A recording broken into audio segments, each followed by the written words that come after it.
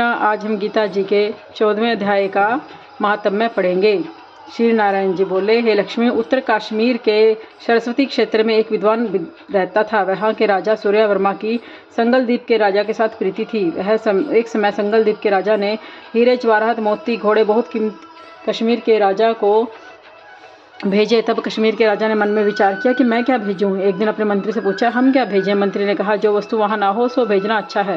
राजा ने कहा, तो वहाँ तो सब कुछ वस्तुएं हैं, एक शिकारी कुत्ते वहाँ नहीं है, वह भेजो। सोने की जंजीरों से साथ बंधे हुए मखमलों के गधेले की डोलियों में बैठाकर संगलदीप पहुंचाए। देखकर राजा बड़ा प्रसन्न हुआ। कहा, ये शिकारी कुत्ते यहाँ नहीं थे। यह मित्र ने बहुत अच्छा किया, हम शिकार खेलने जाए करेंगे। कई दिन बीते। एक दिन राजा शिकार खेलने चला और शिकार भी खेलने के साथ चले। संगलदीप के राजा ने दूसरे राजाओं के साथ शर्त बांध ली कि जिसका कुत्ता शिकार मारे सो ले गए। सब राजाओं ने अपने अपने कुत्ते छोड़े। एक सुस्या नामक निकला, उसके पीछे कुत्ते दौड़े। सुस्या दूर निकल गया और कुत्ते पीछे रह गए।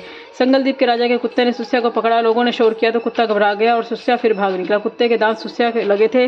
रुधिर टपकता जाए, सुस्या भागता जाए और कुत्ते पीछे रह गए। भागते भागते वन में एक कच्चा तालाब पानी से भरा था। उस तट पर कुटिया थी। उसमें एक साधु रहता था। उस तालाब में सुस्या जा गिरी, कुत्ता भी पीछे जा गिरा। इतने में राजा भी दौड़ता वहां पहुंचा तो देखा दोनों तालाब में मरे पड़े हैं और देवदेही पाकर वैकुंठ को चले हैं। राजा को देखकर उन्होंने कहा, हे राजन, तू धन्य है, तेरे प्रताप से ही हमने देवदेही पाई है। राजा ने कहा, यह कैसे? तब उन्होंने कहा, हम नहीं जानते, यह जल छूने से हमारी देवदेही मिली है। राजा ने कहा, धन्य मेरे भाग्य जो तुम्हारा उद्धार हुआ। इतना कहकर दोनों वैकुंठ को चले गए।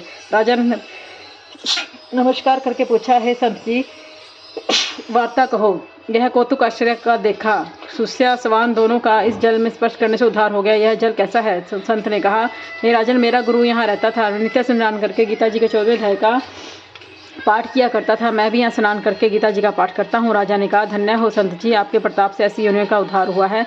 मेरे भी धन्य भाग्य हैं जो आपका दर्शन हुआ है। राजा भी नित्याप्रति गीता जी के 14वें अध्याय का पाठ सुनने लगा। नित्याप्रति सुनने से राजा का उद्धार हुआ। देह त्याग कर वैकुंठ को चला गया। बोलो श्री कृष्ण भगवान की जय।